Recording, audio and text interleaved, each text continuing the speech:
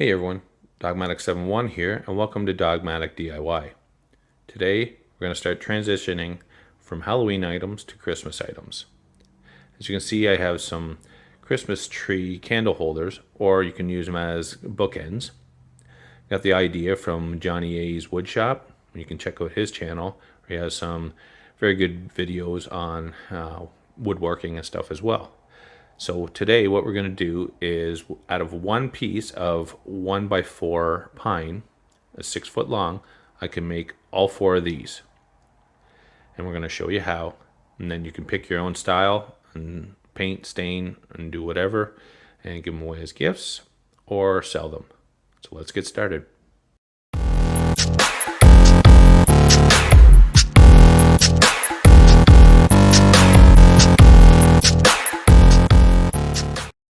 So what you want to do is you're going to cut them individual pieces here. 3 individual pieces, well, 4, because you're going to have a candle base, right? So what we're going to do is, best thing here is to go to your saw here, your chop saw, and then you want it at 31.6 degrees. That's what you're going to do. So what you'll do is you'll do the first piece at 9 inches.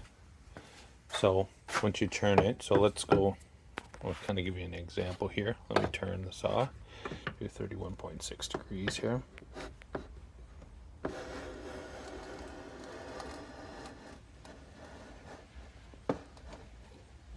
Okay, so I'm going to remove this because this was what I did to do the candle bases. So let's remove that. Okay.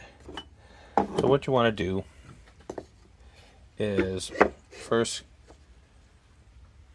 take your little very first cut at the edge. Okay. Then you're going to measure 9 inches from the long side, but you're going to flip it over, right? See how it's opposite the saw blade here, but it's not opposite here. So that will give you your piece of your tree. So from here to here is 9 inches for the first one. Here to here is 6.5 for the second one, and then the third one should be about 4.25. Should be 4.25, and you should make a triangle. So, like here, this one here should be a triangle. So, I'll get the measuring tape here. Let me get the measuring tape. I'll show you. 4.25, right there. So that's what you'll have. You'll have 6.5 and your 4.25. So your 4.25 should just be a normal triangle. So that's what you'll do, and that allows you from one 6-foot piece to create 4 of these by just flipping the board back and forth over. Well, it's easier than changing your saw back and forth. Do 36 and 31.6 this way, 31.6 this way, back and forth. So you just flip over your piece of wood and mark it in every time you go. So what I did first is I just cut these to size. Now if you have a larger saw where you have lots of room, say over here, and you want to measure it and just have cut all your 9 inches at one time, and then all your 6.5 at one time, and then your 4.25 at one time, then that's fine. You can do that. I'm limited space in this small garage, so I just flip it, mark it real quick, and within a couple minutes I had 4 created. So next thing we're going to do is we're going to get the center of each piece and just put a little pencil line so we line up the 3 together when we glue them together. So let me go and mark them, and then I'll come back. Okay, as you can see, I've found the middle. I'm going to line them up and take some wood glue, and I'm going to glue them together and then clamp it. So one thing you got to watch out, especially since it's a pointy end, if you don't have proper clamp clamp it, but don't clamp it too tight that you're gonna pull the ends there. As you can see, I did one here, and I just put some weight on it so it doesn't fold up. But I don't have the clamp very tight either, so it should be fine. But before you do that, wipe your excess glue too. So what I'm going to do is I'm going to put some wood glue, just put it on here, and put it on here, and then we'll clamp them together, and then we'll come back. Okay, so you can see I glued them together. So now I'm going to wipe off the excess glue here.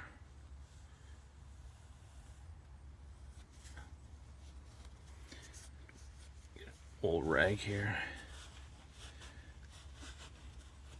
Trying to do this while holding the camera.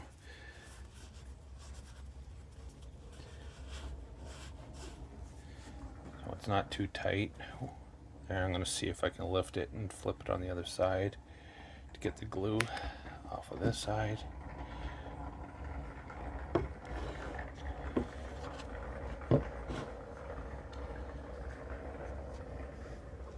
And too hard to do here, so I'm going to just wipe it and then we'll come back. Okay, so I got it wiped off and I got back. Just make sure when you're clamping it that it doesn't slide. Sometimes when the glue is pushing together it might go offline. Mine did a little bit, so I just loosened the clamp, adjusted it and tightened it back up, put a little bit of weights there just to make sure it stays flat. So I'm going to let it dry and then we'll come back. Okay, so all 4 of them have been glued.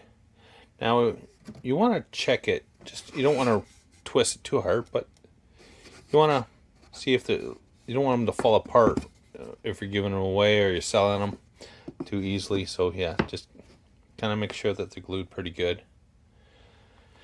So now I'm just going to sand them down before I put the little things on the end here. So let me sand them down. We'll come back, figure out how we're gonna stain them, and then we'll come back. Okay, so now what we're gonna do is, now that we've sanded, you want to pick the side that's the cleanest, right?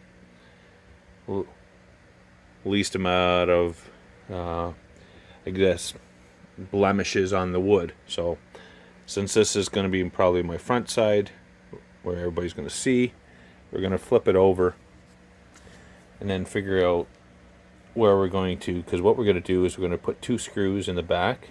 Even though we're going to glue the candle holder piece, put 2 screws in the back and screw them from the back into candle holder piece, just to give it a little bit extra strength so it doesn't fall off if somebody decides to pick it up with a candle and it's just a little bit of glue on it. So I'm going to do some measurements and I'll show you where we're going to poke. So with this being 9 inches, the center will be 4.5, and with the candle holder piece being 3.5, I marked it out 3.5, and being about 3/4 of width, what I did is I marked where the wood's going to be, and then I marked a hole where I'm going to drill some holes, some little. So what I'm going to do is I'm going to actually countersink it as well, just so the screw's not sitting up above the top. Okay, so let me drill the holes and I'll show you what it looks like. Okay, as you can see, I drilled the holes, countersunk them. So what I'm going to do is I picked the nicest side to look at as well, and then I'll put a little bit of glue, and then I will put the screws in, and then let me do it for the other 3 as well, and then we'll come back and figure out some stain. Okay, let's see, the screws are countersunk here.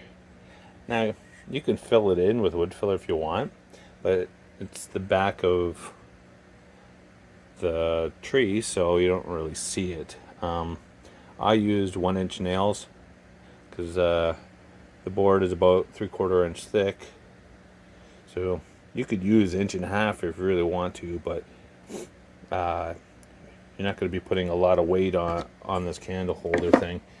Let's just going to put a little glass candle holder on there with a candle, so you don't need to have a lot of weight for it. So now is to pick some stain, and we're going to do a few different colors here.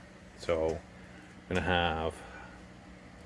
going to do a green, and what I have here is I have this green here that I used for my Frankenstein for the Halloween. Now,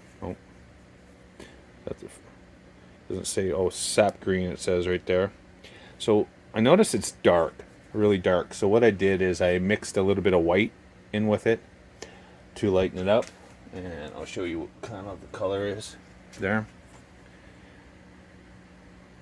You can see how much lighter it is. So, and if you want to make it like stain, you can add water to it too. So you thin it out, and once you so kind of like when you do a stain, you brush it on or take a rag and wipe it on, and then you wipe it off real quick, and then the grains will kind of pop, and then you can lightly sand it if you want the grains to pop, or as long as the grains pop. Like won't sand it for the green and the white. As long as the grains pop, at least you can see the grains a little bit. Now, if I use like a golden oak or a special chestnut or a special walnut, then I'll probably lightly sand it. Or even when I use my black stain, I'll lightly sand it so it pops the grains a little bit more. But for the green, I won't. So I'm gonna put the first coats on here on these stains, and then we'll come back. Okay, so you can see I decided, okay, to do the black stain. Now I did one coat of black stain, and then I lightly sanded, so you can see the grains pop a little bit like white through. I like the way that looks. So the green, now I didn't sand it. I just, like I showed you, I took some white with that green, that sap green, made it lighter, then added a little bit of water to make it more like a stain, and then I put it on and rubbed it off, and you can see grains on there. I didn't want them to pop as much as that because I want to look kind of like a Christmas tree. Then the white one, I don't know if you can see the grains on that, but you can see grains on that too.